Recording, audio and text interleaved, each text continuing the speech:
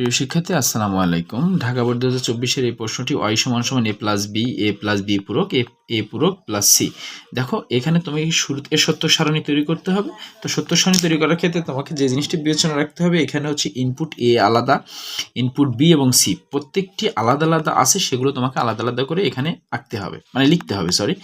এরপরে দেখো a পূরক আছে, b পূরক আছে। তো আমরা যেভাবে আলাদা আলাদা করি এইভাবে, তারপর a+b আছে, a+b পূরক আছে, a পূরক প্লাস c।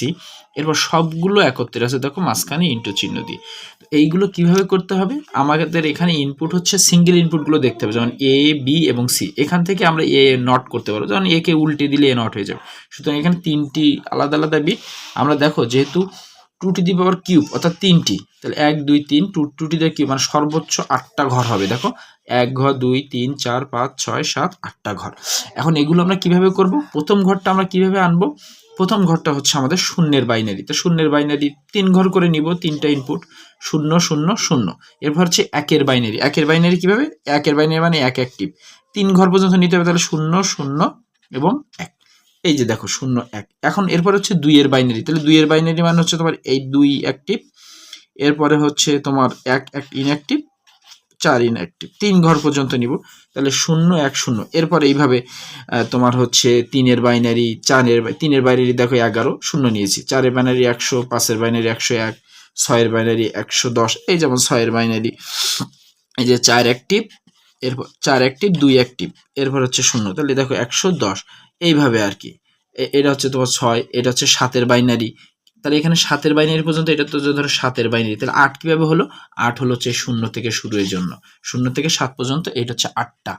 তাহলে এটা গেল আমার। তাহলে এখন a পূরক কিভাবে হবে, দেখো a হচ্ছে 0, 0টাকে উল্টে দিলে 1, 0টাকে উল্টে দিলে 1, 0টাকে উল্টে দিলে 1, এরপর হচ্ছে 0টাকে উল্টে দিলে 1, এরপর হচ্ছে 1টাকে উল্টে দিলে 0 0, এই 1টাকে উল্টে দিলাম 0। বি পূরক কিভাবে, বি পূরক দেখো 0 থাকলে 1, 0 থাকলে 1, 1 থাকলে 0, 1 থাকলে 0, 0 থাকলে 1, 0 থাকলে 1, 1 থাকলে 0 0। এইভাবে। তো a প্লাস বি কি হবে, a প্লাস বি মানে হচ্ছে এই ঘর দুটো যোগ করে, যেমন দেখো a প্লাস বি 0 0 যোগ করলে 0, 0 0 যোগ করলে 0, 0 1 যোগ করলে 1। এরপরে কি করবা, 1 থাকলে যে কোনো তোমার 3টা ঘরে দেখো 1 1 0 আছে, তাহলে 1 বসাবা, 0 0 1 আছে, তাহলে 1 থাকলেই 1, এই দুটা ঘরে একটা করে 1 আছে, তাহলে 1 নিব, 2টা থাকলে একটা নিব, 3টা থাকলেও একটা নিব। এখন দেখো হচ্ছে তোমার a প্লাস বি নট, তার মানে এই ঘর এবং তোমার হচ্ছে এই ঘর, এই 2 ঘর। তাহলে এখানে 0, এবং এটা কিন্তু তোমাকে দূর থেকে একটুখানি মাথায় রাখতে হবে, 0 এবং 1, তাহলে 1 আছে 1, যদি একটা হোক বা দুটো হোক বা 3টা হোক, 1 থাকলেই 1, আর যদি সব 0 থাকে তাহলে 0। এখানে তাহলে এই ঘর আর হচ্ছে এই ঘর, তাহলে 1, এই ঘর দুটোই 0, এই ঘর দুটোই 0, এই ঘর হচ্ছে 1 আছে, এখানে 1 আছে, 1 থাকলে 1 নিয়ে নেব, 1 1 1।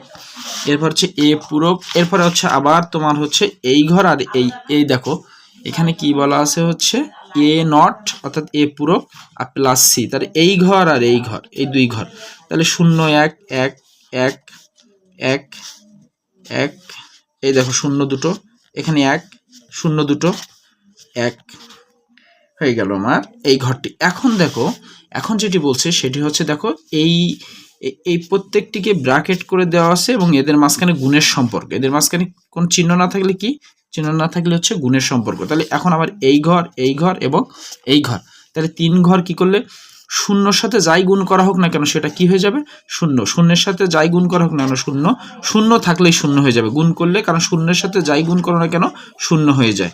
3টায় 1 আছে, 3 1 1 1 কে 1 1 কে 1, মানে প্রত্যেকটা গুণ করলে 1 হয়ে যাবে। 0 আছে 0, আবার 3টে 1 আছে, প্রত্যেকের সাথে প্রত্যেকে গুণ করলে 1।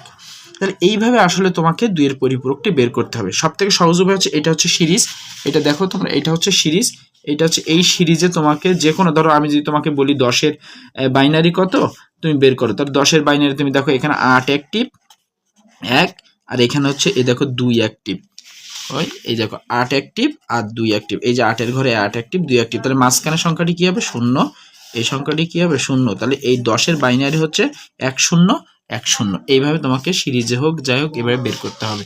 ধন্যবাদ সকলকে।